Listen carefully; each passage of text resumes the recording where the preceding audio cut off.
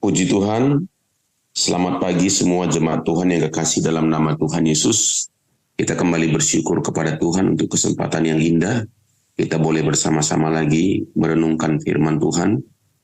Jemaat Tuhan, pagi ini kita akan melanjutkan dari pembacaan kita di dalam kitab Amsal 21 ayat 29. Dikatakan di sana orang fasik bermuka tebal, tetapi orang jujur mengatur jalannya. Orang fasik bermuka tebal, tetapi orang jujur mengatur jalannya. Dalam sebuah terjemahan yang lain dikatakan, orang jahat atau orang fasik tidak menunjukkan apa yang sebenarnya mereka pikirkan. Tetapi orang-orang yang saleh memikirkan dengan hati-hati apa yang mereka lakukan. Sekali lagi, orang fasik atau orang jahat tidak menunjukkan apa yang sebenarnya mereka pikirkan.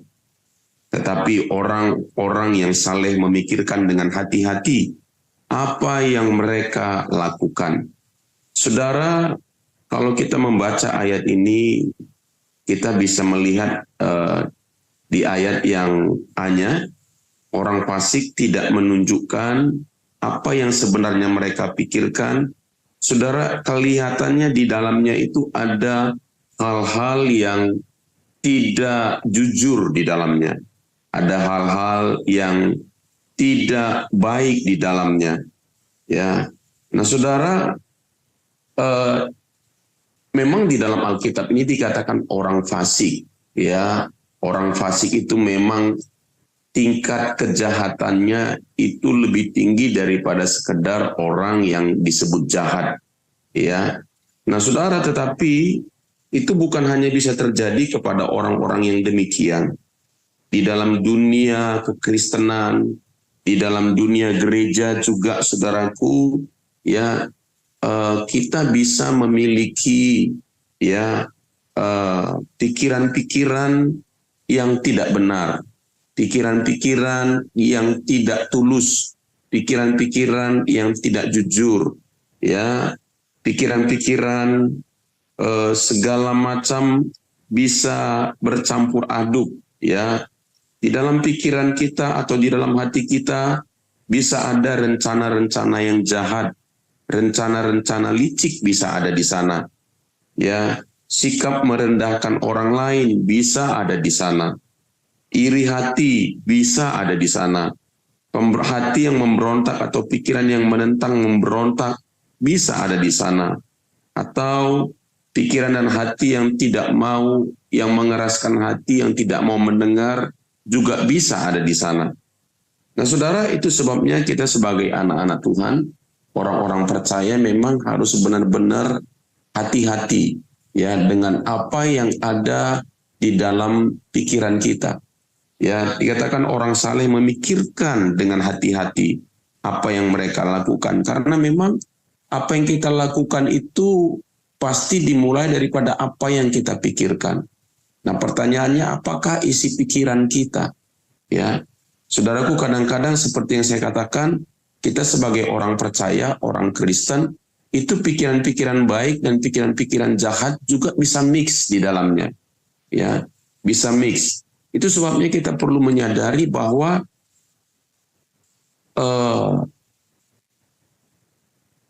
firman Tuhan berkata, ya dia berkata, pemazmur berkata, berjaga-jagalah di pintu hatiku, di pintu pikiranku ya Tuhan. Jadi pemazmur ini minta saudara supaya dia boleh menyadari kehadiran Tuhan.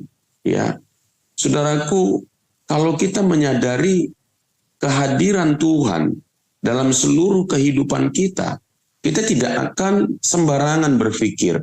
Kita akan lebih mudah untuk menyeleksi pikiran-pikiran apa yang boleh kita renungkan. Karena kita memang pikiran apa yang tidak pantas kita renungkan atau tidak pantas ada dalam pikiran kita. Karena kadang-kadang saudara, memang bisa jadi itu ada di dalam hati kita, tetapi bisa juga itu adalah apa yang panah api si jahat yang ditembakkan oleh si jahat ke dalam pikiran kita. Tanpa sadar tiba-tiba ada pikiran-pikiran yang nggak benar, ada pikiran-pikiran najis, ada pikiran-pikiran kotor, ada pikiran-pikiran memanfaatkan orang lain, ada pikiran-pikiran memperdaya orang lain. Saudaraku, semua ini adalah pikiran-pikiran yang tidak benar. Nah, tetapi kalau kita ya dalam kehidupan kita sehari-hari memiliki kesadaran akan Tuhan, maka banyak sekali hal-hal yang demikian itu akan dilalukan dari pemikiran kita. Ya, kalau kita menyadari bahwa dimanapun Tuhan hadir, Tuhan bersama-sama dengan kita, ya, karena ini adalah zaman Roh Kudus ya. Allah Roh Kudus hadir di mana-mana, di tempat dimanapun Dia hadir bersama-sama dengan kita. Ketika saya merenungkan ini, saudara, saya pikir benar ya, luar biasa sebenarnya ya. Ketika di zaman Allah Bapa, itu Allah Bapa itu hanya berbicara kepada segelintir orang. Ya, nanti kita akan coba lihat sedikit ya. Allah Bapa itu berbicara kepada segelintir orang. Pada zamannya Yesus ada di atas muka bumi, ya, dia tidak maha hadir. Ya, karena dia dibatasi oleh tubuh manusianya. Ya, dia hanya bisa ada di satu tempat pada waktu tertentu, kondisi tertentu. Ya. Nah, tetapi sekarang ini adalah zamannya Roh Kudus. Ya, Roh Allah ada di mana-mana. Dan siapa saja umat Tuhan yang mau menyadari kehadirannya bisa mengalami Tuhan di dalam kehidupan ini. Jadi ini sebenarnya zaman yang sangat luar biasa. Roh Kudus yang menjadi pertolongan bagi kita. Ya, apapun yang ada, mungkin tekanan yang kita alami dalam kehidupan kita, mungkin tantangan yang kita hadapi dalam kehidupan kita, mungkin masalah yang kita hadapi dalam kehidupan kita, bahkan mungkin sukacita yang kita alami dalam kehidupan kita, kita bisa share, kita bisa berbagi, kita bisa menjadikan Roh Kudus menjadi sahabat terdekat dalam kehidupan kita. Ya, kita, dan bahkan kalau kita rajin dan tekun melakukannya, maka Roh Kudus juga kita juga akan gampang untuk mendengar Tuhan berbicara kepada kita, mengoreksi hati kita, ya, menyelidiki hati kita, ya. Kan ada nyanyian berkata, ya, selidiki aku, kenal hatiku, apakah aku mengasihimu Tuhan, ya. Karena saudara, kita bisa saja saudaraku ya, kita tidak jujur dalam kehidupan kita. Ya, bisa saja loh saudara. Ya. Nah, kita berkata-kata A tetapi maksud hati kita sebenarnya B. Ya. Nah, ini dia yang ini bisa terjadi kepada siapa saja, ya. Nah, jadi saudara yang kekasih dalam nama Tuhan Yesus, nah, itu sebabnya kita perlu belajar ya, perlu belajar menyadari kehadiran Tuhan dalam hidup kita secara terus-menerus, sehingga hati yang tadi yang saya sudah sebutkan tadi, hati yang jahat, hati yang licik, hati yang merendahkan, iri hati yang memberontak, ya, hati yang seperti itu, saudaraku, itu bisa kita kalahkan, bisa kita buang, karena ketika kita mengalami kehadiran Tuhan, kita tidak akan sembarangan berpikir, kita tidak akan sembarangan mengizinkan pikiran-pikiran yang jahat itu bercokol di dalam hati kita. Nah, kalau kita lihat saudaraku, bahkan di dalam Alkitab, di permulaan manusia, di dalam kitab Kejadian 4 ayat 5-16, saudaraku, itu kita bicara tentang Kain. Ketika Kain dan Habil mempersembahkan korban, ya, tetapi persembahan Kain itu enggak diterima, ya. Tetapi Kain dan korban persembahannya tidak diindahkan Tuhan. Lalu hati Kain menjadi sangat panas dan mukanya muram. Firman Tuhan kepada Kain, "Mengapa hatimu panas dan mukamu muram? Apakah mukamu tidak akan berseri jika engkau berbuat baik? Tetapi jika engkau tidak berbuat baik, dosa sudah mengintip di depan pintu. Ia sangat menggoda engkau, tetapi engkau harus berkuasa atasnya." Baik sekali Tuhan. Ya, Kain adalah salah satu pribadi di dalam Alkitab yang Tuhan berbicara langsung kepada dia, saudara. Ya, karena di dalam Perjanjian Baru Perjanjian Lama itu sangat jarang sekali. Ya, bahkan Kain ini yang mendapatkan firman Tuhan langsung, ya. Tetapi ya, peringatan Tuhan, ya, pernyataan Tuhan itu sepertinya seolah-olah masuk kiri keluar kanan, masuk telinga kiri keluar kanan. Ya. Nah, saudaraku, kata Kain kepada Habil adiknya, marilah kita pergi ke padang. Ketika mereka ada di padang, tiba-tiba Kain memukul Habil, adiknya itu, lalu membunuh dia. Saudara bisa bayangkan, ya, Habil ini sama sekali tidak menyadari bahwa abangnya Kain merencanakan yang jahat kepada dia. Ya, dia tidak menyadari bahwa abangnya itu punya rencana jahat terhadap dia. Ya, satu ayat firman Tuhan di dalam kitab Amsal 3 ayat 29 dikatakan begini. Janganlah merencanakan kejahatan terhadap sesamamu, sedangkan tanpa curiga ia tinggal bersama-sama dengan engkau. Wow. Saudara, betapa sangat menyedihkan ketika seseorang yang saudara percayai, saudara bisa bayangkan, ketika seseorang yang saudara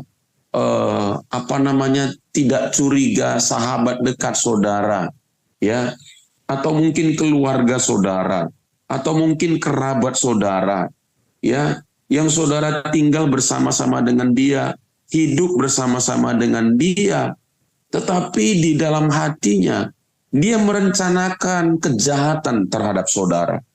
Itu sangat menyedihkan, saudara. Bahkan itu terjadi di dalam dunia gereja. Ya, saudara, baru-baru ini saya mendengar satu kabar dari teman saya, saudara. Ya, teman saya ini punya seorang yang dia percayai, ya, di tengah-tengah pelayanannya, ya, orang yang dia bela, orang yang dia banggakan, saudara. Bahkan sebenarnya sudah banyak teman-teman lain yang berkata kepada sahabat saya, teman saya ini, supaya berhati-hati dengan orang yang dia percayai tersebut, saudara. Ya, tetapi dia melihat kehidupannya, melihat segala sesuatu, saudaraku, ya, dia bilang enggak, dia tetap percaya, saudara. Ya, dan yang saudaraku itu kan yang paling menyakitkan, ya. Kalau dengan orang di luar sana, orang yang enggak benar gitu, yang merencanakan kejahatan, ya sudah begitulah dia. Tetapi kalau dia adalah orang yang juga menyatakan nama Tuhan, orang juga yang menyebut-nyebut nama Tuhan, lalu merancangkan kejahatan, saudara, itu benar-benar menyakitkan, saudara. Ya, dan saudara tahu akhirnya orang kedua ini, ya, orang kedua ini, saudaraku, setelah merasa cukup kuat, saudaraku, lalu akhirnya diputuskan karena dia tidak mau mendengar, ya, dan mengikuti pola yang ada di gereja tersebut, dan akhirnya keluar, saudaraku, dan membawa itu setengah dari jumlah jemaat. Bayangkan kalau jemaatnya 2.000, saudaraku, 1.000 itu hilang, saudara. Dan bahkan yang paling menyakitkan, sampai orang-orang yang ada di bahagian administrasi juga semuanya keluar. Ya, saudara, hal-hal ini sangat menyakitkan, saudaraku, dan ini ada di dalam dunia gereja, saudara. Ya, bagi saya adalah lebih baik ketika orang ini tadi dari sejak awal mengaku dengan jujur, berkata bahwa ya dia mau keluar langsung gitu, saudaraku. Itu lebih terhormat menurut saya.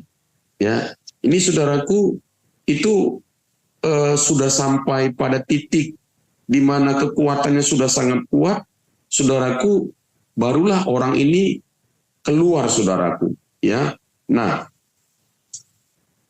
peringatan buat kita juga, ya, buat kita, biarlah kita tidak menjadi pelaku kejahatan yang seperti itu. Yeremia 17, ya, ayat 9 sampai yang ke-11. betapa liciknya hati, lebih licik daripada segala sesuatu. Hatinya sudah membatu, siapakah yang dapat mengetahuinya? Nah, ini tadi saudara, ya, hatinya licik, ya. Dia tidak memberitahukan apa yang ada di dalam hatinya sampai pada titik tertentu. Nah, dia baru mengungkapkannya, bukan mengungkapkan bahkan, baru dia melakukan apa yang ingin dia lakukan. Ya, ayat 10 dikatakan, Aku Tuhan yang menyelidiki hati, yang menguji batin, untuk memberikan balasan kepada setiap orang setimpal dengan tingkah langkahnya, setimpal dengan hasil perbuatannya. Ya, jadi betapa pentingnya, ya, semua kita termasuk saya, ya, kita perlu berdoa karena Alkitab ini Yeremia berkata betapa liciknya hati, ya, lebih licik daripada segala sesuatu. Jadi kita perlu berdoa kepada Tuhan, ya, seperti yang saya katakan tadi, ya, nyanyian yang berkata, ya, selidiki aku, kenal hatiku, apakah aku sungguh-sungguh mengasihi Tuhan? Karena kalau kita sungguh-sungguh mengasihi Tuhan, maka kita tidak akan memikirkan hal-hal yang buruk terhadap sesama kita. Kita perlu menyadari kehadiran Tuhan dalam kehidupan kita. Ya, nah kalau yang tadi saudara, ya, ayat 11 saya bacakan dalam kitab Yeremia ini, seperti ayam hutan yang mengerami yang tidak ditelurkannya, demikianlah orang yang menggaruk kekayaan secara tidak halal.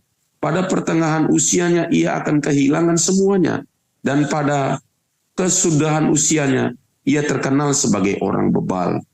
Saudara, kita bersyukur sekali, saudara.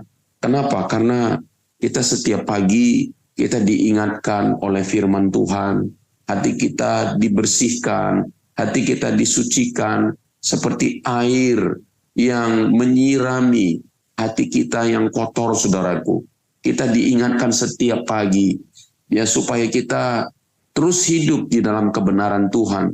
Dengan kasih-Nya yang lembut Tuhan mengingatkan kita, ya, supaya kita tidak hidup seperti orang-orang yang belum mengenal Tuhan dalam kehidupan kita, saudara. Ya, kita juga tahu, ya, saya tidak perlu lanjutkan yang tadi tentang Kain tadi. Kita tahu sendiri akhirnya Kain lari dari hadapan Tuhan. Bayangkan saudara, Kain itu ya sampai terus mengeraskan hatinya. Ya, Tuhan sudah peringatkan dia, dia udah bunuh adiknya. Ya, lalu Tuhan berkata kepada dia, ya, di mana adikmu? Kain bilang, apakah aku penjaga adikku? Padahal Tuhan sudah bicara kepada dia. Ya, Tuhan sudah bicara kepada dia. Dan Tuhan sudah peringatkan dia di awal. Tapi Kain tetap berkata, ya, waktu Tuhan bertanya kepada dia, di mana adikmu? Dia berkata, apakah aku penjaga adikku? Ya, nah saudaraku, apa yang kau perbuat, kata Tuhan? Darah adikmu berteriak. Ya, dan akhirnya Kain lari dari hadapan Tuhan. Ya, nah saudara yang kekasih dalam nama Tuhan Yesus, saudara, jangan kirain kita nggak bisa take it for granted atau mengambil sebuah kesimpulan, oh saya kan ini orang percaya, saya nggak akan mungkin mengeraskan hati saya. Saudara, semua kita, nggak ada yang bisa menjamin bahwa kita tidak mengeraskan hati kita. Ya, yang perlu kita lakukan adalah kita perlu terus-menerus menyadari bahwa kita manusia yang senantiasa perlu merendahkan hati di hadapan Tuhan, perlu merendahkan diri kita di hadapan Tuhan. Minta supaya hati kita tetap menjadi hati yang lembut, saudara. Ya, saya baca ayat yang terakhir, 1 Petrus 2 ayat 1-2. Dikatakan begini, karena itu buanglah segala kejahatan, segala tipu muslihan, dan segala macam kemunafikan, kedengkian dan fitnah. Saudara, Petrus ini menulis surat bukan kepada orang yang tidak mengenal Tuhan. Kalau kepada orang yang tidak mengenal Tuhan, dia katakan, buanglah segala kejahatan, segala tipu muslihat, segala macam kemunafikan, segala macam kedengkian dan fitnah. Itu wajar. Tetapi ini dia menulis surat kepada orang-orang yang percaya kepada Yesus, orang-orang Yahudi yang sudah percaya kepada Yesus, Yahudi dan non-Yahudi yang sudah percaya kepada Yesus. Dia berkata, karena itu buanglah segala kejahatan, segala tipu muslihat, dan segala macam kemunafikan, kedengkian dan fitnah, karena itu bisa terjadi di dalam gereja Tuhan. Itu bisa terjadi, saudaraku, kepada orang-orang percaya. Nah, saudaraku, dia katakan buanglah semua itu. Dan ayat 2 dikatakan, dan jadilah sama seperti bayi yang baru lahir, yang selalu ingin akan air susu yang murni dan yang rohani, supaya olehnya kamu bertumbuh dan beroleh keselamatan. Jadi kalau seseorang memiliki niat jahat, pikiran nggak benar, ada tipu muslihat, kemunafikan, kedengkian, dan fitnah, nggak akan mungkin tumbuh. Dan nah, kita perlu minta kepada Tuhan, berkata, Tuhan biarlah aku sama seperti bayi yang baru lahir, yang selalu ingin akan air susu yang murni dan yang rohani, supaya olehnya aku boleh bertumbuh dan beroleh keselamatan. Jiwa kita diselamatkan, saudara. Kita tahu roh kita udah diselamatkan, tapi jiwa kita juga memerlukan keselamatan sampai Yesus datang yang kedua kali. Mari kita berdoa. Bapa di surga, terima kasih buat pagi hari ini. Tuhan, kami diingatkan oleh firman dan kebenaran-Mu hari ini. Firman-Mu berkata orang jahat tidak menunjukkan apa yang sebenarnya mereka pikirkan.